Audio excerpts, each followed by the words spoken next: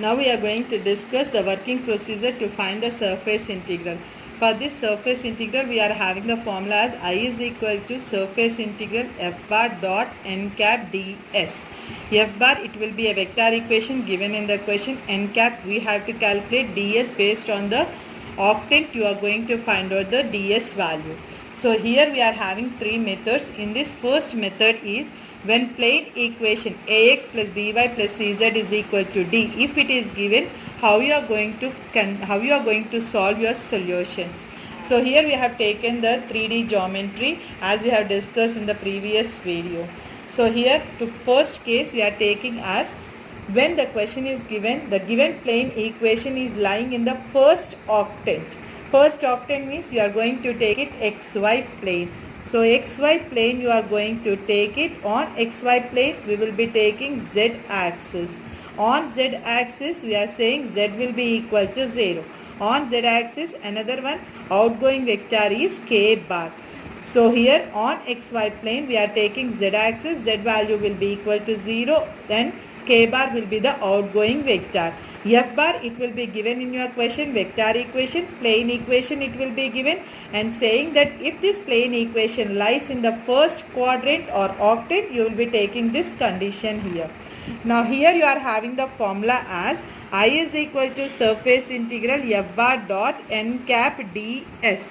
So how you are going to find out? F bar, it will be given.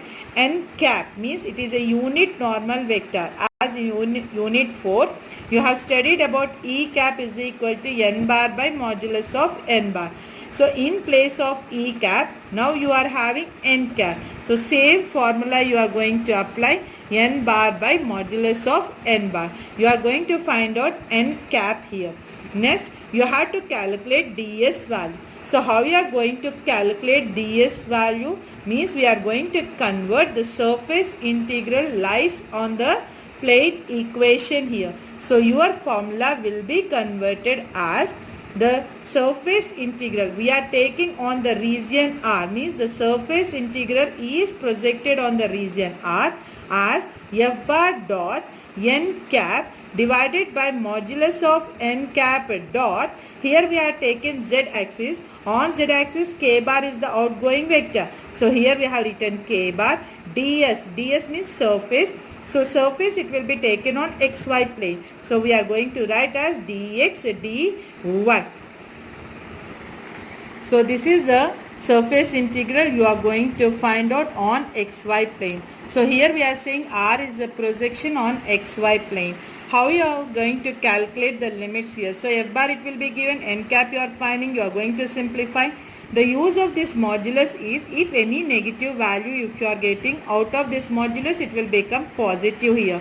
Now here you are having to find out the limits of x and y. So general procedure, if you are having three variables x, y, z, limits should be always calculated from back side.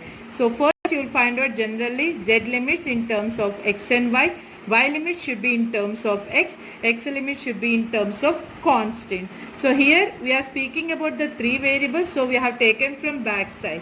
Now here you are having two variables x and y. So here x and y means you will be taking only y comma x comma y. So you will be calculating first y limits in terms of x limits should be in terms of constant. So to find out the x and y limits, here you are having the value of z is equal to 0. So this z is equal to 0 is substituted only in the plane equation to find out the limits. So when you substitute z is equal to 0 in equation 2, we get the equation as ax plus by is equal to d. From this find out the value of y, that is by is equal to d minus ax, y is equal to d minus ax by d. Now this is the value of y for the upper limit. Now to find out the value of lower limit, we are taking y is equal to 0. Since it lies in the first quadrant passing through the origin, so we are taking y is equal to 0, moving to the upper limit as y is equal to d minus ax by b. Now whatever the limits of y you got, These are the upper limit, lower limit to the upper limit. Moving to find out the value of x. We said that y should be in terms of x should be in terms of constant. To find out the x limits, you put y is equal to 0 in your equation 3. So 0 is equal to d minus ax by b.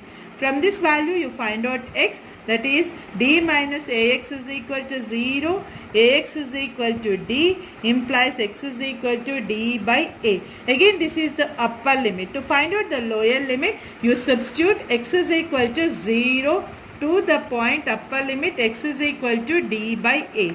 So this is the limits of your x. You will be substituting your x limits, y limits, n cap, f bar in your surface integral.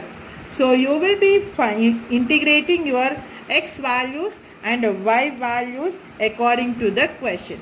In case if you are substituting the surface integral by substituting the limits as x is equal to 0 to x is equal to d by a, y is equal to 0 to y is equal to dx minus ax by b. When you are substituting your f bar dot n cap divided by modulus of n cap dot k bar into dx dy.